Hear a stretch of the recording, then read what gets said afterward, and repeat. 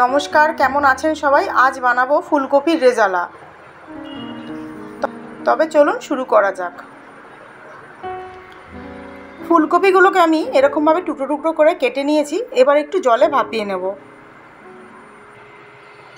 জলটা গরম হয়ে গেছে, এবার ফুলকপিগুলো দিয়ে দিচ্ছি।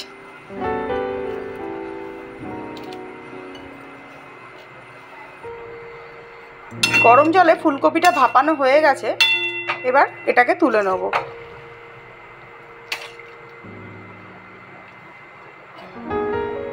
রেজালার জন্য আমি একটা মশলা তৈরি করে নিচ্ছি। তাতে দিয়ে দিচ্ছি কয়েকটা কাজু বাদাম, আদা কুচি, কাঁচা লঙ্কা, কিছুটা কিশমিশ আর একটু চারমগজ। এবার সব উপকরণগুলো একসাথে জল দিয়ে একটু বেটে নেব।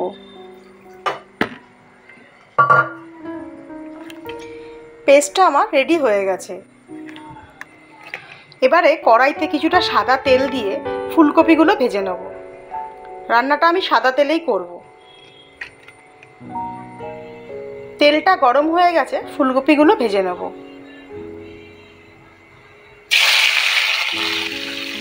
এর মধ্যে এবার দিয়ে দিলাম একটু খানিকটা নুন।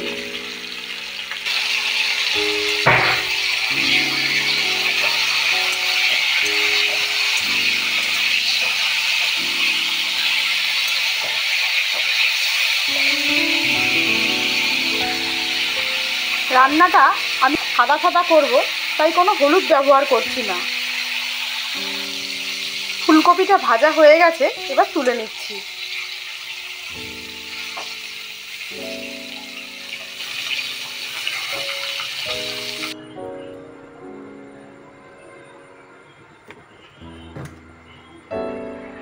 কড়াইয়ে তেলটা গরম হয়ে গেছে, এবার এর মধ্যে কিছুটা মেথি ফোড়ন দিয়ে মেথিটাকে একটু ভাজা ভাজা করে নিয়ে মেথিটাকে তুলে ফেলে দেব।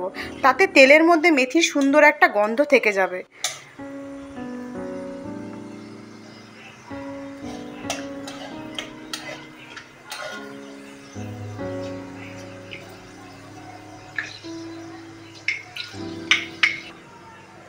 এবারে মেথিটাকে তুলে নিচ্ছি।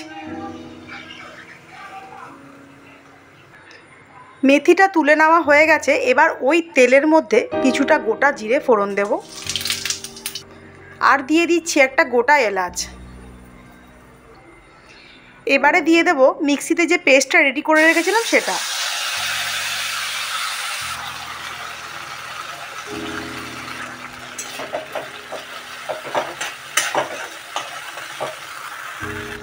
এবারে দিয়ে দিচ্ছি এর মধ্যে সামান্য একটু জিরে গুঁড়ো, ধনে গুঁড়ো,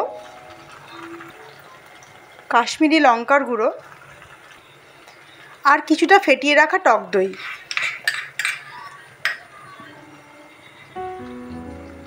স্বাদ মতো নুন, 1 চামচ টমেটো কেচাপ। এইবারে সব উপকরণগুলো একসাথে কিছুক্ষণ কষিয়ে নেব। এবার ভেজে রাখা ফুলকপিটা অ্যাড করব।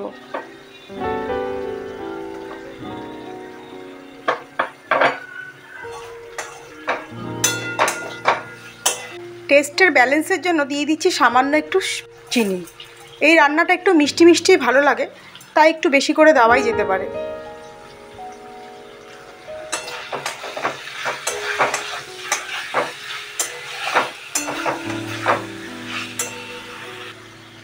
গ্রেভিটা কষে গেছে, তাই একটু সামান্য জল দিয়ে দিচ্ছি।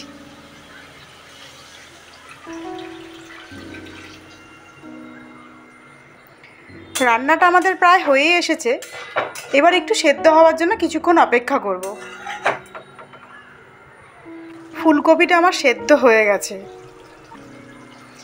এইবারে গ্যাস অফ করে দিয়ে এর মধ্যে আমি একটু গুঁড়ো গরম মশলা আর ঘি ছড়িয়ে দিলে রেডি হয়ে যাবে আমার ফুলকপির রেজালা।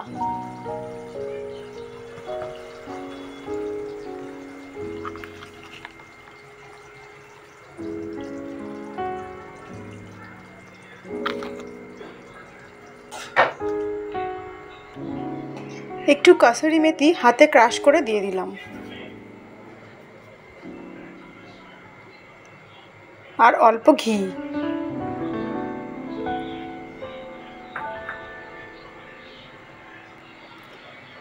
রেডি টু সার্ভ আমার ফুলকপির রেজালা। কেমন লাগলো জানাবেন। ভালো থাকবেন, সুস্থ থাকবেন।